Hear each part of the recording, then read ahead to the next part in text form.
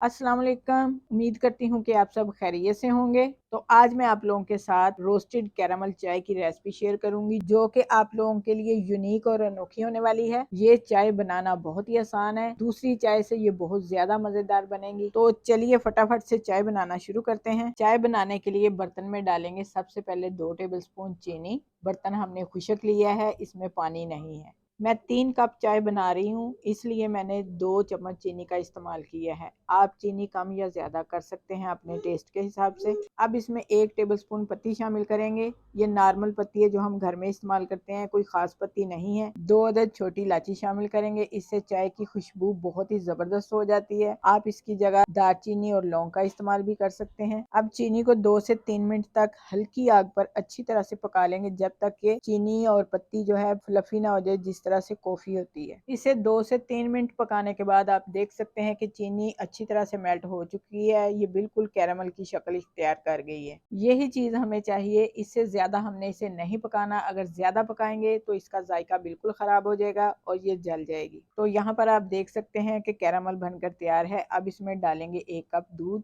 और इसको अच्छी तरह से मिक्स कर लेंगे। कैरामल जो है आप देख सकते हैं कि पेंदे के साथ जुड़ गया है, लेकिन इससे घबराना नहीं, इसको हल्का हल्का हिलाते जाएंगे तो ये खुद ब खुद मेल्ट हो जाएगा। दूध मैंने 3 कप लिया है, 1 कप डालकर मैंने अच्छी तरह से कैरामल और दूध को मिक्स कर लिया है। बाकी दूध मैं बाद में डालूंगी। तो यहाँ पर आप देख सकते हैं कैरामल पेंदे से अलहदा हो चुका है, सारा दूध में मिक्स हो गया है। अब मैं बकाया का दूध भी इसमें शामिल कर दूंगी और इसे उबाल आने तक पकाऊंगी। कैरामल बनाने के लिए आपने बिल्कुल स्लो आग पर बनाना है। जब आप इसमें दूध डाल दें तो आग को फुल तेज कर दें। उबाल आने के बाद फिर आग स्लो कर दें। इसको 3 से 4 उबाल आने तक पका लें तो चाय हमारी बनकर तैयार हो जाएगी। तो यहाँ पर रोस्टेड कैरामल चाय बनकर तैयार है। आप देख सकते हैं इसे हमने 3 से 4 उबाल आने तक पका लिया है। अब इसे चूल्हे से उतार कर हम सर्व कर लेंगे। आप इस चाय को सर्दियों में इस्तेमाल करें, बहुत ही मजेदार और जायके में कमाल की चीज बनेगी। आप एक बार बनाएंगे तो बार बार ये चाय बनाकर पियेंगे। तो आप भी इसे घर में बनाएं। बाजार की चाय पीने की बजाय आप घर में इसे बनाकर अपनी फैमिली, अपने बच्चों और अपने मेहमानों के साथ शेयर कर सकते हैं। इसका जायका आपको ऐसे लगेगा जैसे आप चॉकलेट की चाय पी रहे हैं। अगर आपको ये वीडियो अच्छी लगे